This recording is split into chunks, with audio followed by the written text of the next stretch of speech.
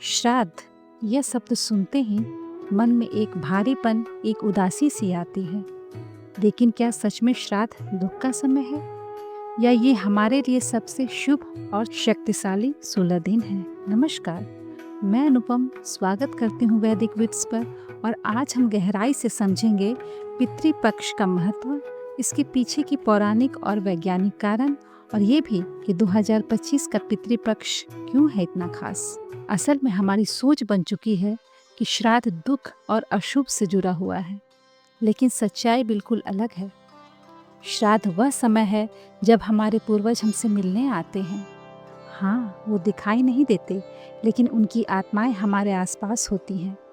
वे हमें आशीर्वाद देने आते हैं, हमारी रक्षा करने आते हैं। श्राद्ध का अर्थ है श्रद्धा से किया गया कार्य। पितृ यानी पूर्वज, और पक्ष यानी चांद का आधा महीना। हर साल चांद के कृष्ण पक्ष से ये 16 दिन हमारे पूर्वजों के लिए आरक्षित माने जाते हैं। इन 16 दिनों में हर दिन का महत्व होता है। कोई दिन पिता के लिए समर्पित है, तो कोई दिन माता के लिए, कोई कुल में उस इंसान के लिए जो समय से पहले चला गया, कोई अन्य रिश्तेदार के लिए। पितृपक्ष के समय हम मनुष्यों को, आपको, मुझको, हम सबको जो लोग सुरक्षित रखते हैं ना, वो होते हैं हमारे पूर्वज। इन 16 दिनों में हमारे पूर्वजों की आत्माएं उठती हैं, जागती हैं। पुण्य आत्माएं, भटकती आत्माएं, दो लोकों में फंसी आत्माएं, यह सब सबसे पहले जिधर देखती हैं वो होता है उनका घर, उनके लोग, उनकी परिजन, उनका परिवार।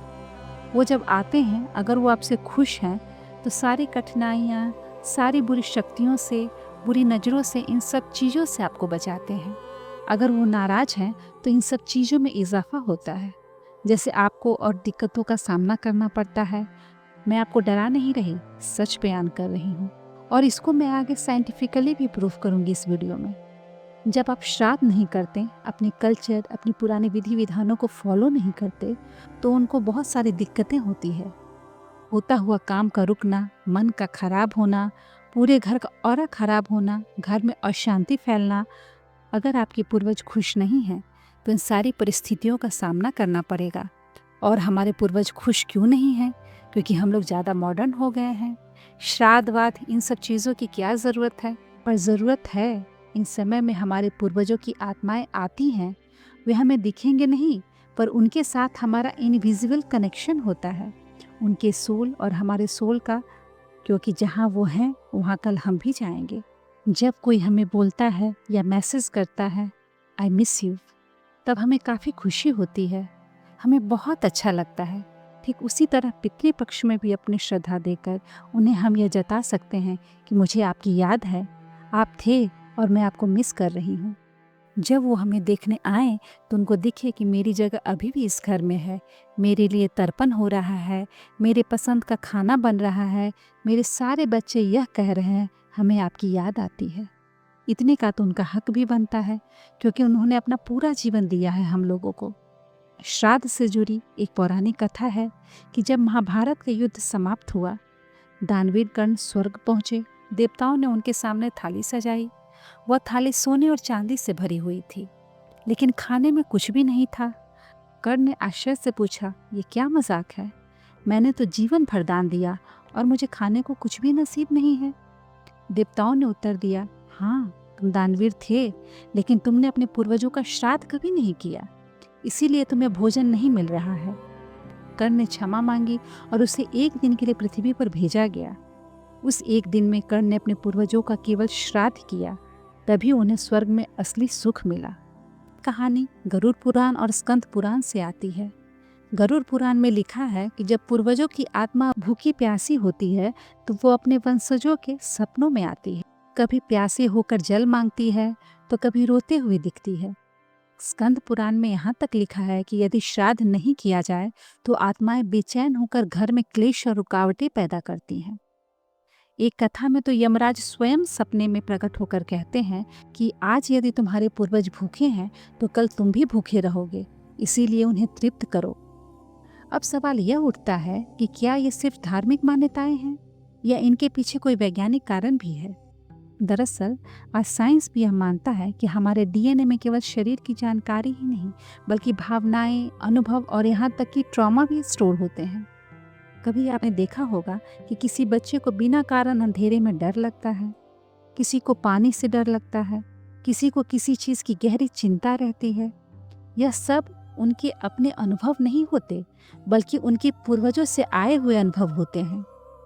जब हम श्राद्ध करते हैं तो असल में हम उन आत्माओं को मुक्ति देते हैं।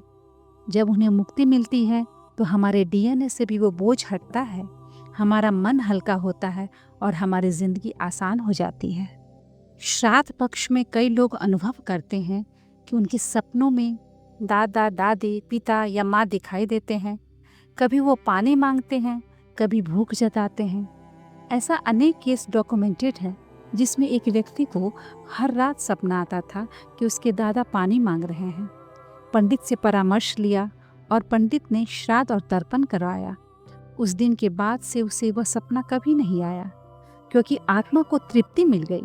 कभी कभी तो संकेत और भी स्पष्ट होते हैं, जैसे घर के अंदर जलता हुआ दिया का अचानक बुझ जाना, प्रसाद में असामान्य मिठास का आ जाना। यह सब संकेत है। पूर्वजों ने आपका अर्पण स्वीकृत की। अब आते हैं इस साल 2025 का पितृपक्ष। हर साल से अलग क्यों है? 100 साल बाद ऐसा दुर्लभ योग बन रहा है। पितृपक्ष की शुरुआत चंद्र ग्रहण से और समाप्ति सूर्य ग्रहण पर। पहला दिन भी ग्रहण और अंतिम दिन भी ग्रहण, यानी ये पूरे 16 दिन एक विशेष ऊर्जा से भरी होगी। ऐसा संयोग शायद हमारे जीवन काल में फिर ना हो। अब सबसे बड़ा सवाल, श्राद्ध कैसे करें? तो सबसे पहले अपने पूर्वजों के पसंद का भोजन बनाइए। ऐसी मान्यता है कि आत्माएं अदृश्य रूप से आकर वहां भोजन ग्रहण करती है। फिर जल अर्पित कीजिए, जिसे तर्पण कहते हैं। और तीसरा, ब्राह्मण, गौ माता या जरूरतमंद को भोजन करवाइए।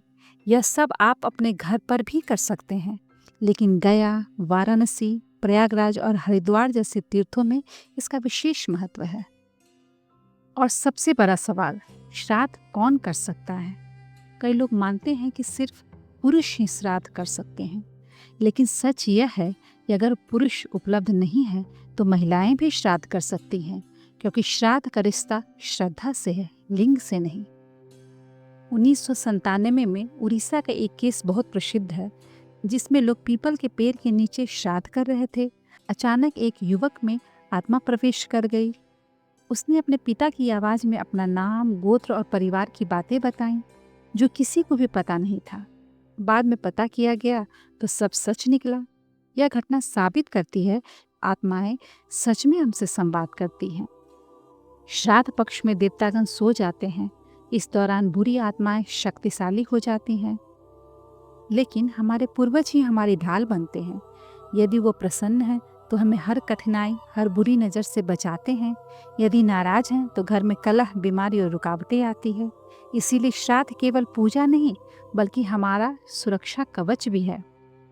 तो दोस्तों, अब आप समझ गए होंगे कि श्राद्ध दुख का समय नहीं, बल्कि मिलन और आशीर्वाद का समय है।